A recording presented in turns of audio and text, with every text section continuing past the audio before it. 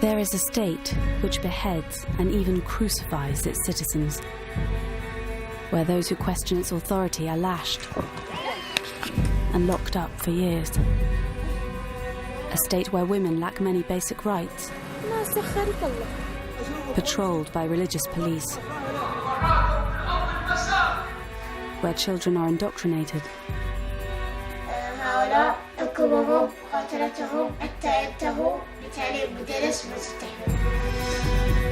but this is not the Islamic State. This is the Kingdom of Saudi Arabia. A close ally which buys billions of pounds worth of British arms, whose security forces we equip and train, even though they're in conflict with many of their own people, whose oil we buy, and whose royals get the red carpet treatment. We have a relationship with Saudi Arabia because we receive from them important intelligence and security information that keep us safe. Working with a team of Saudi undercover cameramen, watch this. This film sets out to penetrate one of the world's most secretive and repressive states. The women, they're imprisoned. They just fear freedom. Because of American and European support to the Saudi monarchy, our people have suffered. And we will uncover how Saudi money and ideology has helped drive terrorism around the world. I think there's a very real threat that the ideology that comes from there is posing to us. Morally, we need to make a stand. I think that the chickens are coming home to roost on this one.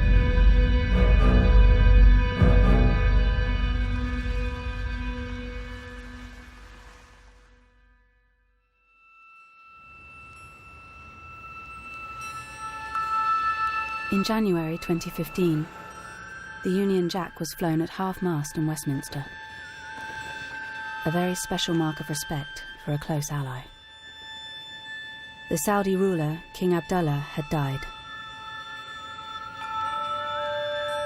Many world leaders came to the capital city, Riyadh, to pay tribute.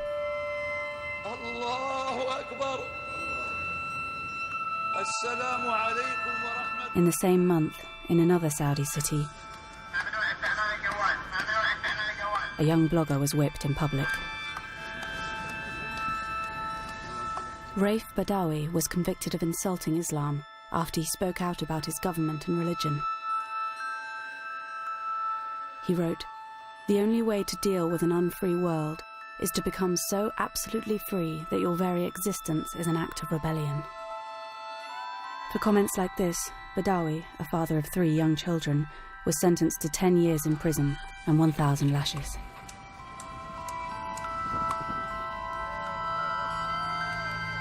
We don't approve of what Saudi Arabia does. We don't like what they do, but they are a necessary evil in combating other regimes. And of course, ultimately, they have a lot of oil. No country is the perfect ally, perfect partner, without any reservations whatsoever. So, you know, welcome to the real world. Welcome to the Premier League.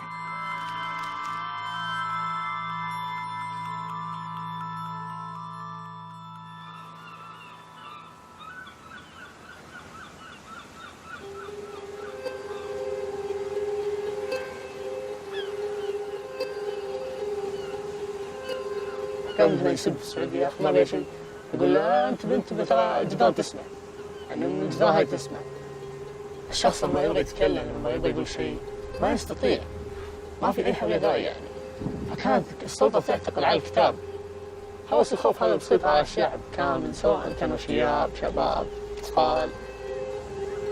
Yasser is part of an underground network of activists in Saudi Arabia. It's one of the most secretive countries in the world. No journalist can operate freely, and you can't even get in as a tourist. So Yasser's come to Istanbul at great risk to collect an undercover camera.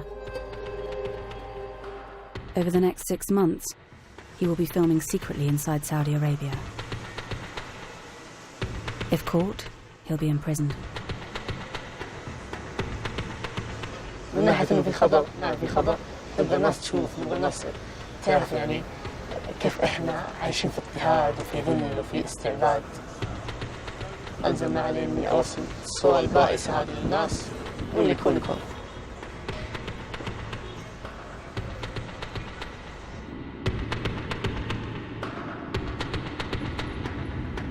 Two days later, Yasser is flying back into Riyadh to begin filming Undercover.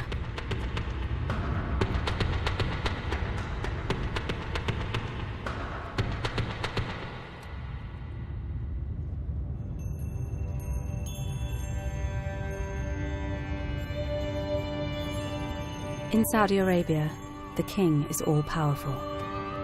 Since he came to the throne in 2015, King Salman's face looms large over the streets. Saudi Arabia is the home of Islam's holiest sites and the world's largest oil exporter. Its state oil company is worth an estimated £7 trillion. The royal family and their inner circle are worth billions. Yasser films an avenue of palaces. The external face of Saudi Arabia is ostentatious wealth and luxury shopping malls. But the global crash in oil prices has hit the Saudi economy hard. Despite spending billions on social welfare, it's been estimated up to a quarter of the population live in poverty. في 3 عيال وهذه بنتي. ايش نعمل؟ وما يقل البيت ما خرج الشارع.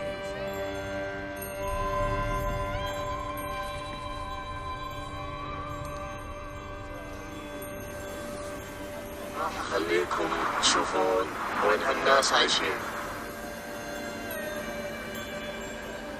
This is how millions of Saudis live, a reality rarely seen by the world because you can't film openly here. الناس هنا عايشة في عذاب مهين. الواحد غرفة الشيخ حبسي. الأطفال يبيعون. لا إله إلا الله. الناس من الأزبال شنو كيف؟ شنو مجاري شنو؟ السوق تجيب المال تشحذ. Yasser's in Saudi's second city, Jeddah. He shows us how women often end up begging on the streets.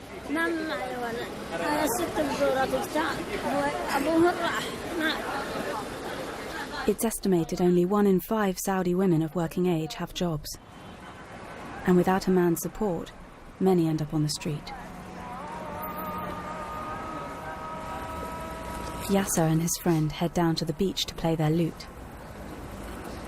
But before they even get there, they run into the religious police on patrol.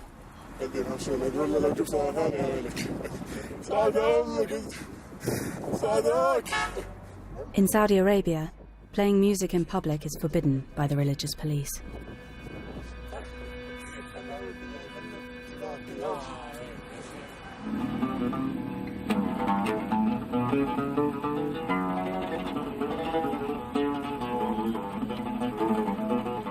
After Yasser and his friends have been there for less than 5 minutes, the police return. This was the last shot recorded before Yasser's lute and hidden camera were smashed.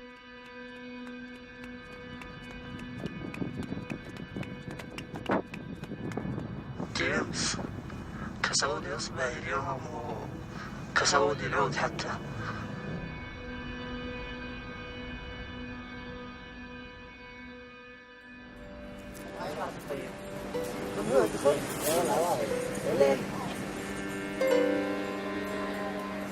For Yasser and his friends, the religious police are a constant menace. Their official title is the Committee for the Promotion of Virtue and the Prevention of Vice. They patrol the streets and shopping malls, enforcing strict Islamic laws. Activists like Yasser have been filming and sharing clips to expose what they say is their constant harassment.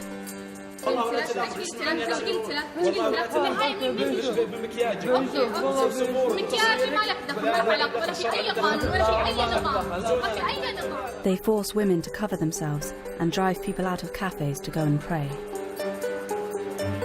Their strict form of Sunni Islam is known as Wahhabism. It is the religion on which Saudi Arabia was founded. Here, the religious police are smashing bottles, thought to be alcohol.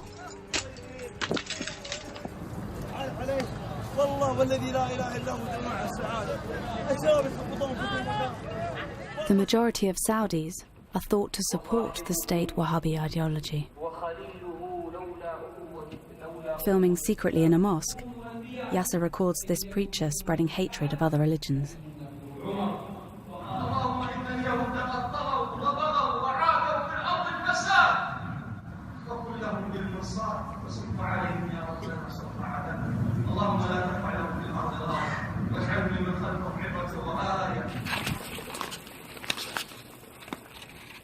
The state Wahhabi ideology is taught to Saudi children from an early age. Yasser films a 14-year-old Saudi boy showing him the books they use at his school. Books made in Saudi Arabia, but exported to the world. الشيعة والكفار المسيحيون هؤلاء حكمهم مقاتلتهم حتى ينتهوا طبعا هؤلاء سينحرون لأن بتعليم مدرس ما تستحيل. The textbook doesn't just attack other religions. It portrays the Shia Muslim minority at home as the enemy. طبعا ناخذ عن الشيعة أنهم رافضة مقاتلتهم وإبعادهم عن دين الإيمان لأنهم كفار ونقاتلهم حيث أمرنا دين الإسلام. The Saudi education system has been intended as an insurance policy, as a security measure to protect the ruling family and to mislead the millions of students into hatred of other religions, other cultures, and into the worship of the Saudi ruling family. Saudi Arabia is said to have made some progress reforming its textbooks, removing the worst examples of prejudice. But these books are still found in mosques and schools around the world, everywhere from Britain to areas of Syria controlled by ISIS. No wonder thousands of Saudis joined ISIS and other terror group, because they were trained in Saudi schools. From the foundation of Saudi Arabia, the support of the religious establishment has been central to the royal family's grip on power. The regime uses traditional Islamic punishments. Executions are often carried out publicly with one sword blow to the neck. The headless bodies are sometimes then displayed publicly. According to human rights groups, King Salman has asserted his rule by stepping up the rate of executions to its highest level for 20 years. In 2015, Saudi Arabia executed 157 people. This Burmese woman was convicted of killing her stepdaughter.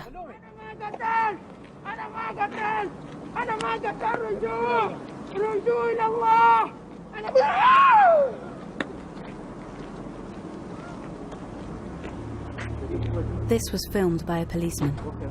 He was later arrested after posting it online. The Saudi government claims that only the most serious criminals are executed, and punishments are carried out in line with Sharia law. They say trials are fair, though human rights groups disagree.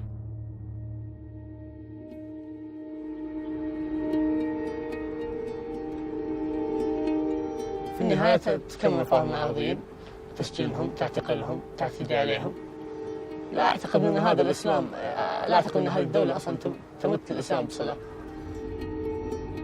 لكن الناس كلها عندها غضب، لكن المشكلة ما حد يقدر يتكلم. كل الناس تخاف الاعتقال.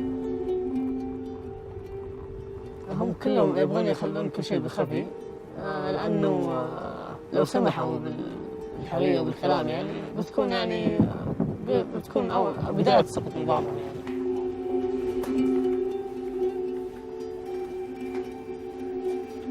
In Saudi Arabia, criticizing the government, criticizing religious people are considered as acts of terror. And people are reporting on each other, targeting their fellow citizens. So everyone becomes, more religious than ever. Everybody becomes more pro-government than ever. So we're going into a fascist society. The Saudi government says the anti-terror law strikes a balance between prevention of crimes and protection of human rights, according to Islamic law. One activist's story, more than any other, encapsulates Saudi suppression of free speech. موقع الليبراليون السعوديون هو أثار حفيظة المتشددين بصفة عامة في السعودية لأنه كان يفضح ممارسات. This is Raif Badawi, speaking before his eventual arrest in 2012. وعلى وجه الخصوص ممارسات هيئة الأمر بالمعروف والنهي عن المنكر، فذلك حملهم على محاولة تخويفي ومحاكمتي في الموقع الليبرالي السعوديون على أنه يسيء للإسلام.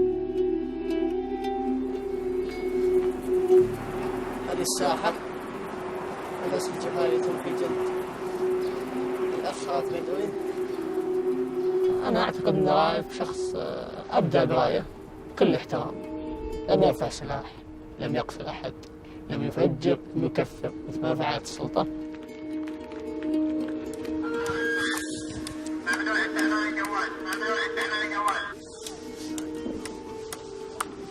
For most of his sentence, Raif has been held in one of Saudi Arabia's most notorious prisons, Bremen.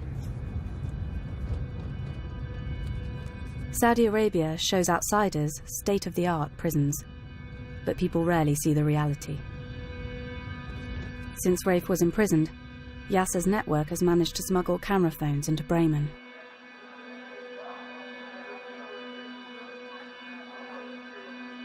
What they found was chaos and lawlessness, and prisoners injecting themselves. Here, a prisoner is abused by his fellow inmates.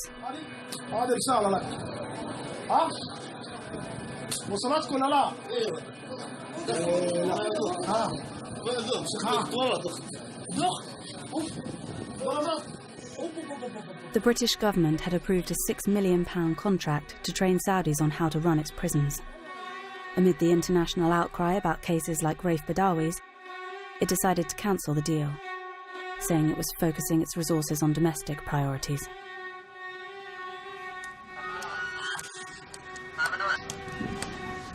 Raif Badawi has received no more lashes since the first 50, but his sentence of 10 years still stands.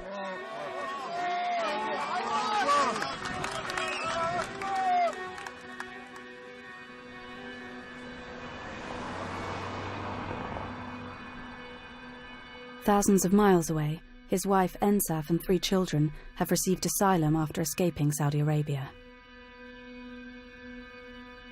They haven't seen their father for 4 years. أنت بتعرف وين هو بابا؟ وين؟ بالسجن. بالسجن ليش؟ ليش ما أعرف. شو عمل؟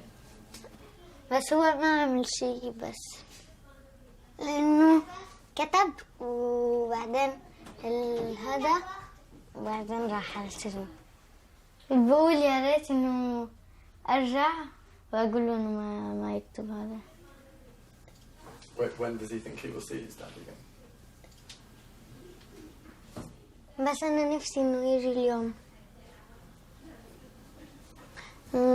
وفكرك إمتى رح تشوفه؟ ما أعرف. 10-year-old Dudi and his sisters only get very rare phone calls with their father from prison. Their mother Ensaf works tirelessly to keep up the family's morale and to raise pressure for his release. مش الرسم. يلا ابغى اسمع مريم ايش حتعمل لما بابا يجي؟ هركض حق بابا. حواليكم كمان انتوا الاثنين حورجي البيت. بعدين حنروح على السينما. بعدين حناكل. نشتغل شيء. بعدين حتمري انتي وبابا كمان. اوه. بس الحين ما هو قاعد يقول يعني. والله. صح اني انا برا السجن بس كأني في سجن كمان، يعني انه لما يكون اغلى شيء في حياتك مش موجود، اولادك صار لهم 4 سنين ما هم شايفين ابوهم، اكيد ده شيء صعب، بس انه ماشيين مكملين. Ensaf's campaigning and international pressure mean that Rafe's case is up for review in the Saudi courts. والله بصراحة أنا دائما عندي أمل قبل السنة الجاية إن شاء الله على نويل هذا يكون رايف معانا ومن زمان. بس لحد الآن لسه ما جاني ولا أي خبر كويس من السعودية.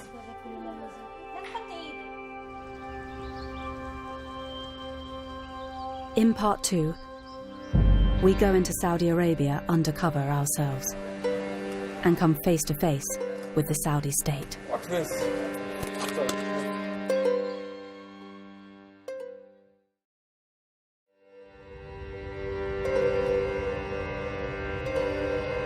Our undercover cameraman, Yasser, has been filming for us at great risk. He and his network are trying to reveal the other side of our close ally.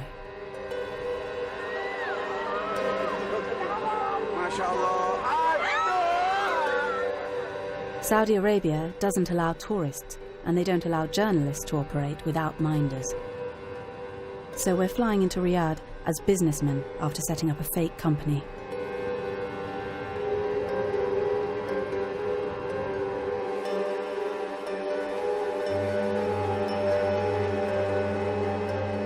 We're taking secret cameras to record our trip. When we get to passport control, there's a bad moment. The border guard looks directly at our hidden camera. Well, together.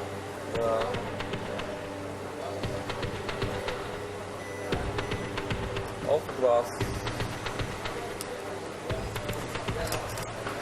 What's this? Sorry,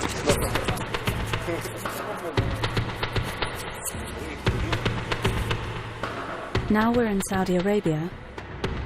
All filming we do is forbidden. Our cover story is that we're here for a business conference. On the way, we visit one of Saudi Arabia's most notorious landmarks, known as Chop Chop Square.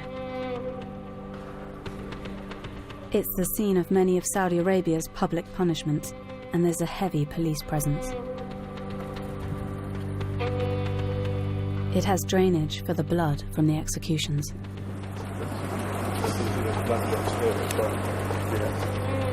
Two Westerners in the middle of Chop Chop Square inevitably raise suspicion.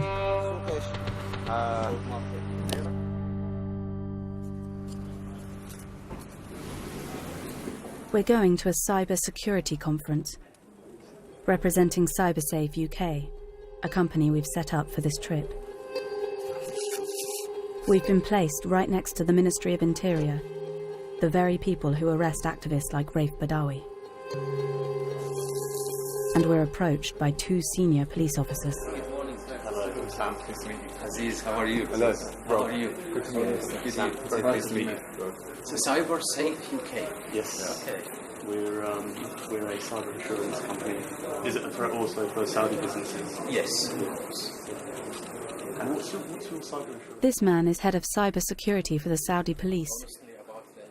He's keen to talk about his connections to Britain and America.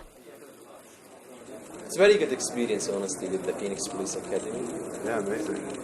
So a lot of senior Saudi police will go to America for training. Yes, yes. And also I had 3 training courses in UK. Tough? Yeah. British police officers? Oh my God.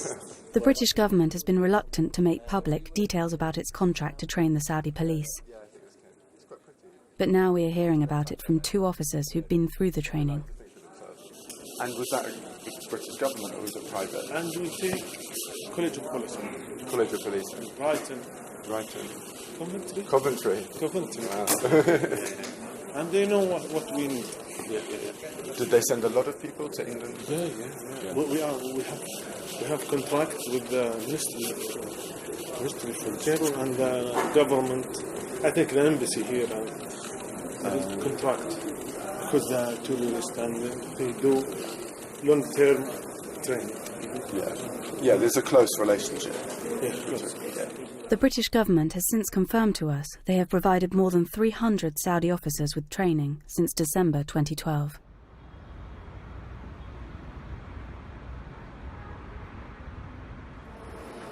Despite some reforms in education, employment and politics in recent years, women still don't have the same legal rights as adult men.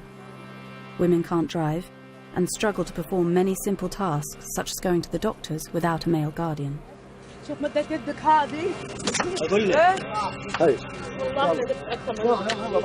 In some cases of abuse, the authorities do act, but if a woman is the victim and tries to report it, the police may tell her she needs a male relative to file a complaint. This is a tribal society, and it's been kept this way. Violence is a symptom of the position of women in a society because it reflects how people view the roles of women. The philosophy of the government is to keep the control of the man, or the power of the father, basically. So violence is used as a disciplinary way or a controlling way. But some women in Saudi Arabia are starting to fight back.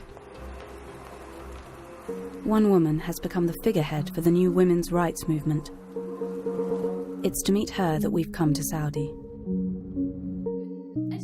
Lujain Hathlul is Saudi Arabia's most prominent women's activist, a constant thorn in the side of the regime. She uploaded videos of herself driving as part of a campaign to change the ban against it. أهلين معكم لجين الهذلول. أنا الآن في طريق الغويفات بحاول أقطع الحدود السعودية من هناك ونشوف وش يصير. Moments after this was filmed, Lujain was arrested trying to enter Saudi Arabia. She was imprisoned for 73 days without trial. Eventually, she was released, but she is banned from travelling, and she says she still has terrorism charges against her. Despite the risk, she is still happy to meet us. She may be under surveillance, so we have to meet her in a secret location. I've been threatened since the beginning. My car was broken. I almost got beaten up just because of the campaign. People wrote me letters on Facebook and sent me all sorts of weapon pictures, saying that if I continue, I would be murdered or my family harmed. Lujain's campaign sparked a debate inside Saudi Arabia. To some women, she became a hero. To the more conservative elements, a hate figure. I try to represent their rights. Some of them don't believe that it's their own rights. They refuse it, they reject it. But I believe that they're imprisoned in their own old raising, their old mindset, or they just fear freedom. Although banned from activism, Lujain hasn't stopped campaigning. She's registering as a candidate in the 2015 municipal elections, the first in which Saudi women can participate. سجلت خلاص؟ سجلت. It's scary. I'm not saying it's not scary, but I'm continuing. I am not stopping. I'm stepping, shaking while stepping, yes, but I'm not giving up.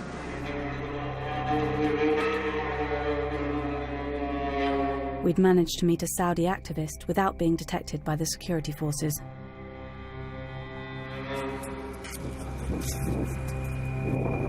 But when we get back to the hotel, there's a shock. The fake company website we've set up has been hacked. That's pretty dark. I think we get out.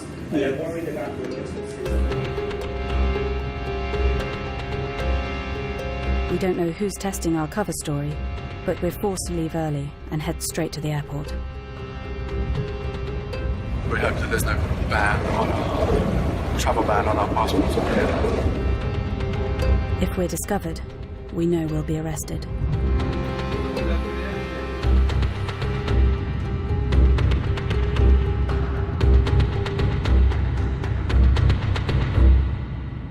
We'd got out, but Yasser is still filming inside.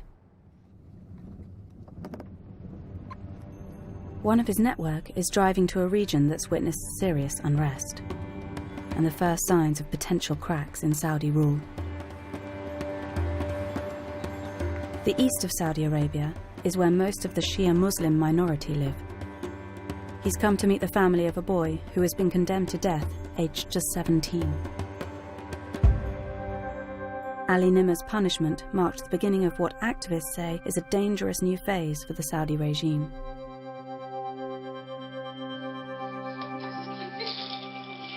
ما تفاصحي ماما نتفاصحي بيحاول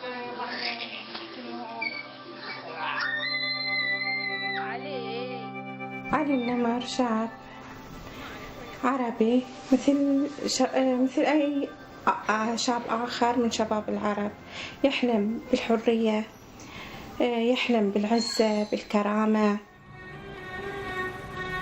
In 2011, Ali Nimr was a schoolboy who joined in street protests inspired by the Arab Spring. Young Shia men hit the streets in unprecedented numbers in a country where protests are illegal.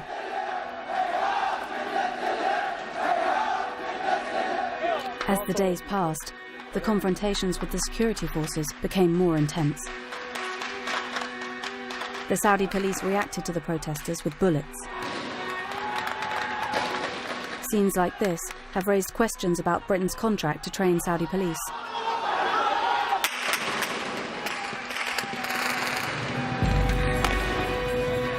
Protests sprung up in other parts of the country, and activists like our cameraman Yasser sensed weakness in the regime for the first time. كان عندي شعور إنه إحنا ننتصر، خلاص يعني جاءت اللحظة اللي خلاص إحنا نتغلب على هؤلاء المستبدين اللي عشرات السنين استبدوا فينا واستعبدونا يعني.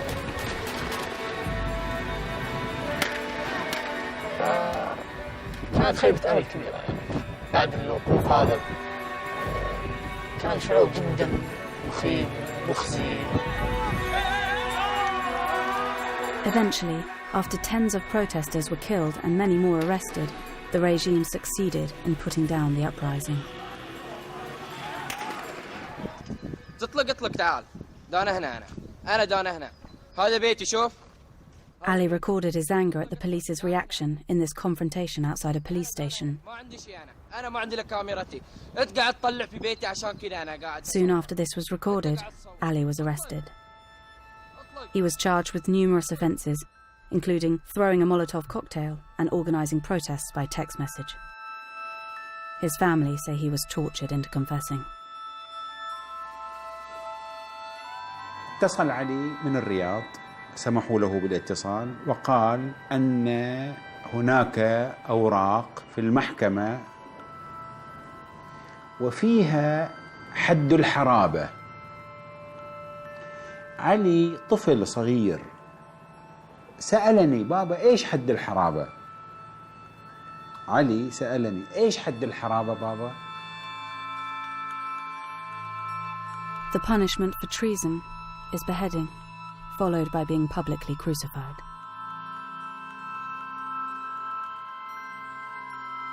But some felt Ali was being punished because of this man. Sheikh Nimr was Ali's uncle. He was seen as the spiritual leader of the protests. نحن على امتداد 100 عام نعيش ظلم وجور وخوف وترهيب. لا نخاف الموت ونعشق الشهادة.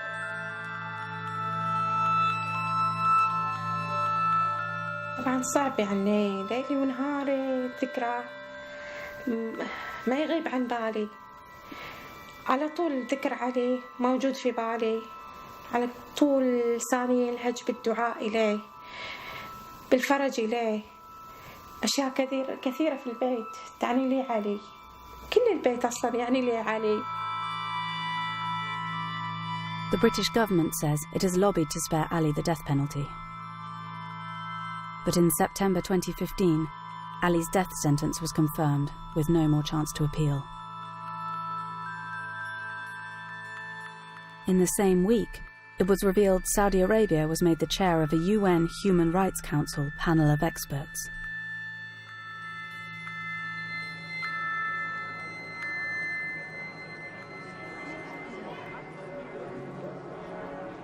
Ensaf, the wife of Raif Badawi, the blogger sentenced to 1,000 lashes, is in Strasbourg to collect an award on his behalf. It's good for her campaign, but the review of Raif's case in the Saudi courts has not gone well. رايف اتنقل إلى سجن تاني. السجن التاني هذا اللي نقل فيه ما يكون فيه إلا شخص منتهي. كان خبر جدا سيء. أنا قلقانة كثير على صحة رايف. In response to his appeal being denied, she says Raif has begun a hunger strike. خبرتهم إنه نقل سجن جديد بس ما خبرتهم إنه مغرب على الطعام. حرام يعني أولادي تعبوا من كتر ما هم يتلقوا أخبار، يعني حرام سنهم فقدوه بسبب إنهم يتلقوا أخبار أكبر من سنهم. مجرد ما إني أشوف أولادي كمان يعطوني القوة، يعطوني كمان الأمل. المعاكس للموضوع رايف إنه بعيد عن أولاده، الحكم اللي صدر ضده كان حكم كتير قاسي.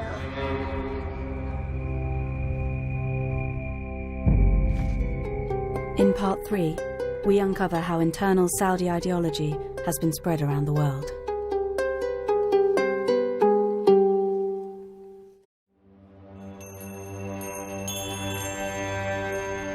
For more than 70 years, Saudi Arabia has been Britain and the West's key ally in the Arab world. The government says they've kept us safe by sharing intelligence and helping us fight terrorism and foil attacks. A very, very nice decision. Since David Cameron's government came to power, we've sold Saudi Arabia more than £5 billion of weapons.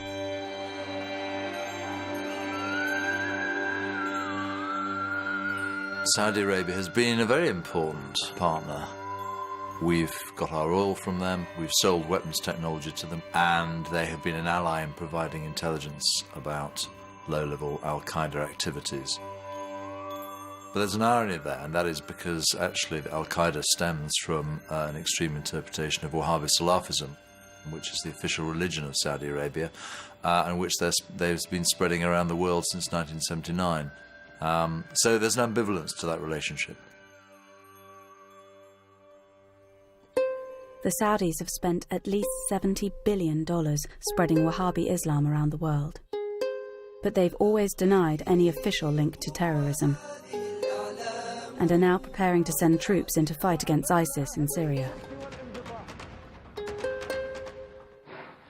But evidence has come to light related to the most high-profile terror attack of all.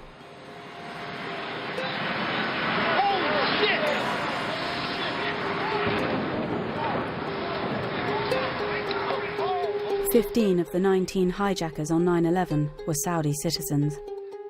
Osama bin Laden himself came from a prominent Saudi family. It prompted the United States to investigate Saudi links to terrorist organizations. There were individuals within the Kingdom of Saudi Arabia, some of them prominent citizens, some of them people with ties to the royal family, who were funneling funds to all kinds of activities.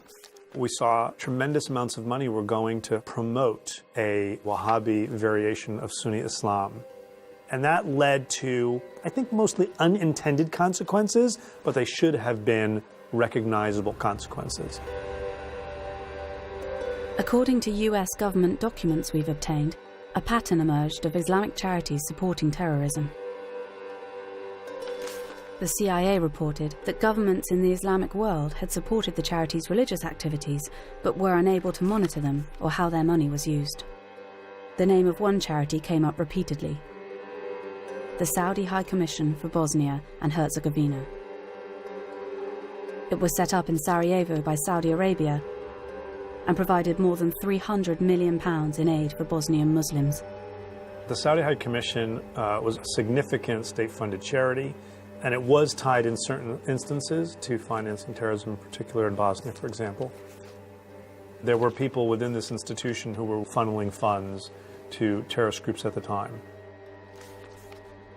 But more than allegations of passing on money, we found evidence the Saudi High Commission was providing employment and cover for terrorists. Inside this New York courthouse are boxes of evidence for a case brought by the families of 9/11 victims against the Saudi government and the Saudi High Commission.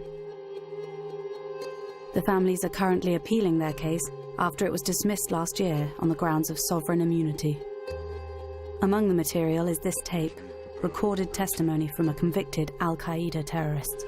أنا علي أحمد. It's never before been broadcast. شخصياً بأسامة بن لادن. This is Ali Hamad, a jihadi who fought with the Mujahideen in Afghanistan and Bosnia. He alleges he and others were employed by the Saudi High Commission, and that local officials at the charity knew that he was linked to Al-Qaeda. He says Bosnia was seen as a crucial foothold in Europe for Al-Qaeda to plan future attacks. تنشر جنودها وضربتها في جميع الدول الأوروبية. البوسنة للقاعدة ليست مهمة. Hamad was later involved in setting off a car bomb in Bosnia in 1997 after the war had ended. It was apparently designed to kill non-Muslims and reignite the fighting there. Documents obtained by lawyers for the 9/11 families also reveal Washington knew about the charity's direct links to terror. But it was only after 9/11 that action was taken. NATO's heightened state of security. 2 weeks after the 9/11 attacks, NATO special forces raided the charity's offices in Sarajevo. Are you saying that you have evidence of Al-Qaeda's activities here in Bosnia? Yes. We've spoken to another senior officer involved in the raid, who described the material they uncovered as very disturbing. A hard drive of maps of military buildings in Washington, information on how to fake State Department badges, and before and after pictures of the World Trade Center.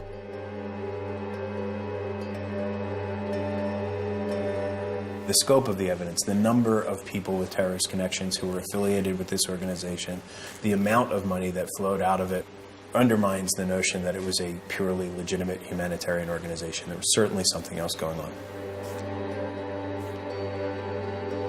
Documents filed in court confirm that the Saudi High Commission was an official arm of its government which provided a third of its funding, and that the charity's president throughout this period was a man whose face now hangs over the streets of Riyadh. At the time, Prince, now King Salman. And Saudi media reported he visited its offices in Sarajevo a year before it was raided. The Saudi High Commission was linked to radical individuals who, in several different instances, were allegedly involved with Al-Qaeda. That suggests to me a questionable sense of judgment about what the drivers of terrorism are or historically have been. King Salman could or should have done a better job in exerting oversight over the organizations in which he was chair. The Saudi government in the past has said that none of its agencies knowingly provided funds to Al-Qaeda or other terrorist groups. There is no suggestion King Salman, the royal family, or senior Saudi officials knew about or were involved in the alleged support for terrorism at the Saudi High Commission. The 9/11 Commission said that although Saudi Arabia had long been considered the primary source of Al-Qaeda funding, it had found no evidence that the Saudi government or senior officials individually funded Al-Qaeda, but that this did not exclude the likelihood that charities with significant Saudi government sponsorship diverted funds to Al-Qaeda. Since 9/11, Saudi Arabia has wanted to show the world that they are tackling terrorism. They themselves have been the target of attacks, and they have passed laws to clamp down on private donations from inside the kingdom. They have carried out airstrikes against ISIS and are now preparing for a ground war against them in Syria. They also deny Saudi Arabia supports ISIS ideologically. But many feel that it's the underlying Wahhabi ideology that's the wider problem. The ideology of ISIS is not much different from the ideology that Wahhabi Salafi Islam in Saudi Arabia adheres to. Unless the Saudis deal with this issue, we are going to constantly fight yesterday's war, and even if we defeat ISIS, there'll be another terrorist organization, perhaps with a different name, as long as they have this ideology that emanates from Saudi Arabia.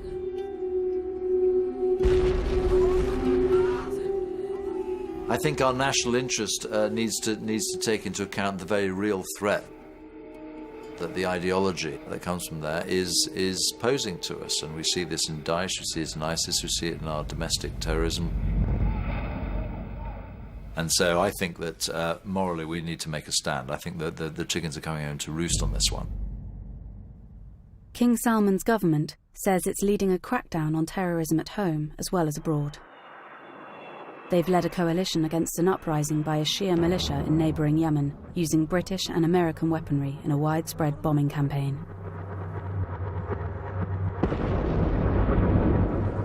And on the 2nd of January 2016, they announced the execution of 47 men for terrorist offences in Saudi Arabia. Saudi Arabia says it has executed 47 people. It was the largest mass execution since 1980. Shia cleric Nimr al-Nimr. Whilst many were convicted Al-Qaeda terrorists, several others were political activists. Ali Nimr was spared for now, but his uncle, the Shia cleric Sheikh Nimr, was executed. This new footage, smuggled out by Yasser's network in the last few weeks, shows how his execution has sparked the first major protests in the East since the Arab Spring.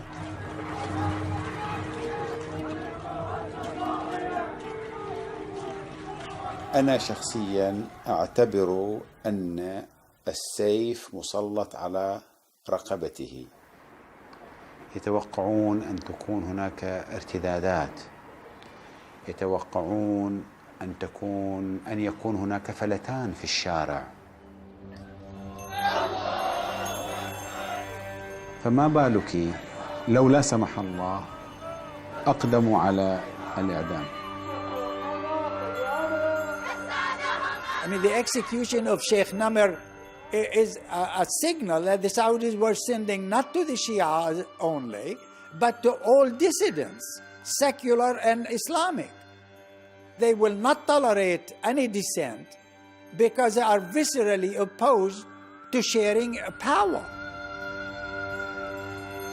The executions have clearly had an effect on the activists we've been filming. Yasser has now been working undercover for 6 months, every day risking arrest. But he tells us that after the executions, the situation has become too risky to continue. James, ما أقدر أكمل. أخوياي كلهم اعتقلوهم، والكاميرا شافوها عندي بيقولون عني إرهابي، والناس ما مبسوطين أبد. الحين عرفنا حقة ملك. The elections, billed as a great advance for women's rights, went ahead. But women's activist Lujain Hathlul was missing from the ballot. Definitely, yeah. I'm a troublemaker for them. That's why they don't really want me. Or actually, I think it's the case of me being a very vocal person about human rights or women's rights.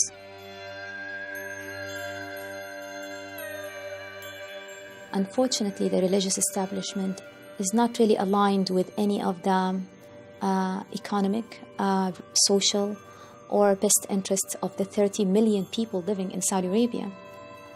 Their needs and best interests and voices should be heard, and it will continue to be an issue for the people and for the political system until it's resolved. It's not going to go away because people are being imprisoned or even executed.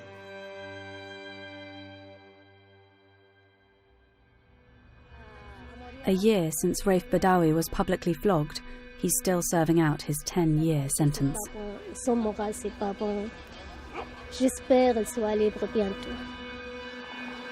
His wife Ensaf hasn't heard from him since the executions happened. بصراحة يسألوهم الفترة هذه كتير ليه بابا ما عاد يتصل. ما عندي جواب. لهم ما بعرف. لأنه فعلا أنا ما بعرف ليه.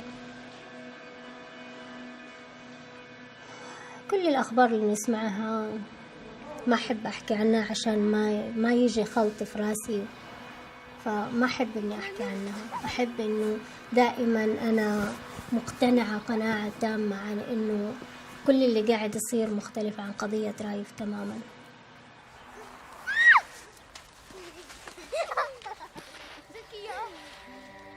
In response to the film, the Foreign Office told us, "Only by working with Saudi Arabia can we bring about changes we would like to see. We regularly raise with them the importance of compliance with international law, including in the Yemen conflict. Senior Saudi leaders have condemned sectarianism and ISIS's ideology. Our police training undergoes strict assessment and is designed to improve human rights compliance of the Saudi justice system. Our arms sales are subject to one of the most robust export control regimes in the world. We are extremely concerned about Raif Badawi and have raised his case at very senior levels. The Saudi government has assured us that Ali Nimr will not be executed. The Saudi government told us, "The Kingdom of Saudi Arabia utterly rejects the partisan nature and sensationalist tone of this documentary, which sets out to portray the country in a negative and unbalanced light. The Kingdom's legal system is based on the due process of Islamic Sharia law. The Kingdom is at the forefront of international efforts to combat terrorism and will pursue anyone who supports and funds terrorist activity, and to suggest otherwise is a slur. In keeping with its biased agenda, ITV chose to undertake covert filming when they could have applied for and received a journalistic visa, like many of their counterparts."